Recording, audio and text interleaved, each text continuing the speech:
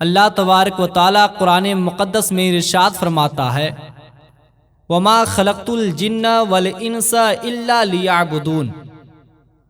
کہ میں نے انسان اور جنات کو صرف ایک مقصد کے تحت پیدا کیا۔ اللہ تبارک و تعالیٰ نے انسان اور جنات کو صرف عبادت کے لیے پیدا کیا، ایک مقصد کے تحت پیدا کیا،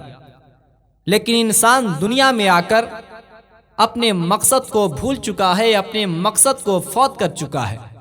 انسان کو چاہیے کہ اپنے مقصد میں کامیاب و کامران رہے۔ اے مصطفیٰ کے دیوانوں، جس دنیا کے پیچھے ہم اور آپ بھاگ رہے ہیں، جس دنیا کی دولت کے چکر میں ہم اور آپ زندگی کاٹ رہے ہیں، گزار رہے ہیں،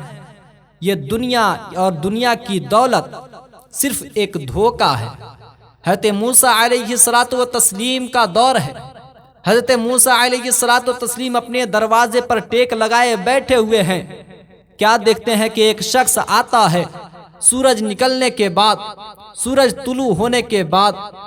تیز رفتار دوڑتا ہوا حضرت موسیٰ علیہ السلام کے سامنے سے گزر جاتا ہے۔ حضرت موسیٰ علیہ السلام نے دیکھا، پہلا دن خاموش رہا۔ دوسرے دن بھی حضرت موسیٰ علیہ السلام نے کیا دیکھا کہ وہی شخص سورج طلوع ہونے کے بعد تیز رفتار دوڑتا چلا جا رہا ہے۔ تیسرے دن بھی حضرت موسیٰ علیہ السلام نے یہی دیکھا کہ وہی شخص تیز رفتار دوڑتا بھاگا چلا جا رہا ہے۔ حضرت موسیٰ علیہ السلام نے تیسرے دن اس شخص کے بازو کو تھام لیا، پکڑ لیا اور کہا، اے شخص بتا تو صحیح کہ تو ہر دن کہاں جاتا ہے، تو ہر دن کہاں بھاگتا پھرتا ہے، آخر تمہارا ارادہ کیا ہے، تمہاری نیت کیا ہے، تمہارا مقصد کیا ہے؟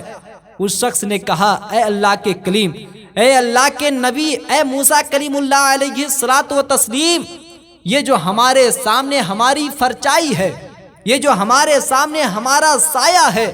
میں چاہتا ہوں کہ اس سائے کو اپنے قبضے میں لاؤں، میں چاہتا ہوں کہ اس فرچائی کو اپنے ہاتھوں میں دبوچ لوں، اپنے قدموں کے تلے دبا لوں۔ لیکن پہلا دن میں اس کے پیچھے دوڑا، یہ سایہ میرے قبضے میں نہیں آیا۔ دوسرا دن اس کے پیچھے دوڑا، یہ سایہ میرے ہاتھ میں نہیں آیا۔ تیسرا دن دوڑ رہا ہوں، ابھی تک یہ میرے ہاتھوں میں نہیں آیا ہے۔ حضرت موسیٰ علیہ السلام نے مسکرایا اور کہا، اے نادان، تو کتنا بڑا نادان ہے،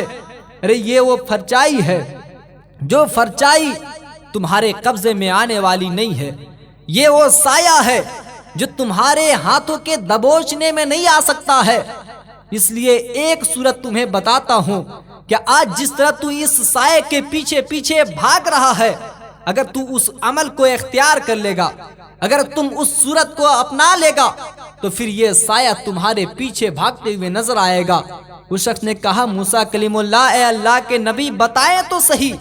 آخر وہ عمل کون سا ہے، وہ صورت کون سی ہے جس عمل کو اپنانے سے یہ سایہ، یہ فرچائی ہمارے پیچھے پیچھے بھاگنے لگیں گے؟ حضرت موسیٰ علیہ السلام نے کہا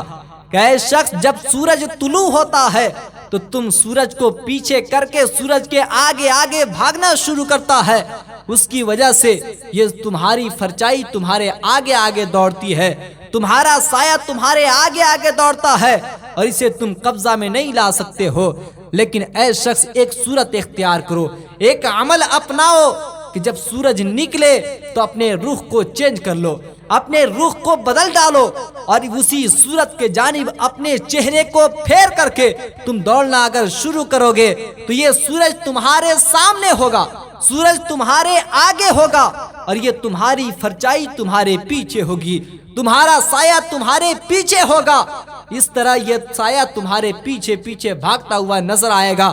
اے دنیا کے انسانوں، اے مصطفیٰ جان رحمت صلی اللہ تعالی علیہ وسلم کے ماننے والوں، بے عین ہی دنیا کی مثال اسی طرح ہے کہ آج ہم اور آپ جس دنیا کی دولت حاصل کرنے کے چکر میں در بدر بھٹکتے ہیں، دنیا کی دولت کو حاصل کرنے کے لیے آج ہم اور آپ نہ جانے کتنی محنتیں کوششیں کیا کرتے ہیں، لیکن یہ دولت ہمیں ہاتھ آنے والی نہیں ہے، یہ دنیا کی رنگینیاں ہمیں ہاتھوں میں قبضہ میں آنے والے نہیں ہیں، بلکہ اس کے لیے ایک ہی صورت کو اپنانا ہوگا، ایک ہی عمل کو اختیار کرنا ہوگا، اور وہ عمل یہ ہے کہ جس طرح ہم اور آپ دنیا کے پیچھے بھاگ رہے ہیں، تمام چکر کو چھوڑ کر کے، تمام دولتوں کے حاصل کرنے کے ارادے کو چھوڑ کر کے صرف ایک نیت بنائے، اپنے چہرے کو رب کائنات کی طرف پھیر دے۔ جب رب کائنات کی طرف اپنے رخ کو پھیریں گے، اپنے چہرے کو پھیریں گے، ارے خدا ہمارا ہوگا، دنیا کی تمام دولتیں ہمارے قدموں میں جھکتے ہوئے نظر آئے گی، دنیا کی تمام دولتیں ہمارے قبضے میں آتے ہوئے نظر آئیں گی۔ اے مصطفیٰ کے دیوانوں، اسی لیے تو کسی شاعر نے خوب کہا ہے کہ بیکار زندگی کو ابھی تو سنوار لے، بیکار زندگی کو ابھی تو سنوار لے، توبہ کا در کھلا ہے خدا کو پکار لے، توبہ کا در کھلا ہے خدا کو پکار لے۔ اے مصطفیٰ کے دیوانوں، اس لیے آپ حضرات سے گزارش ہے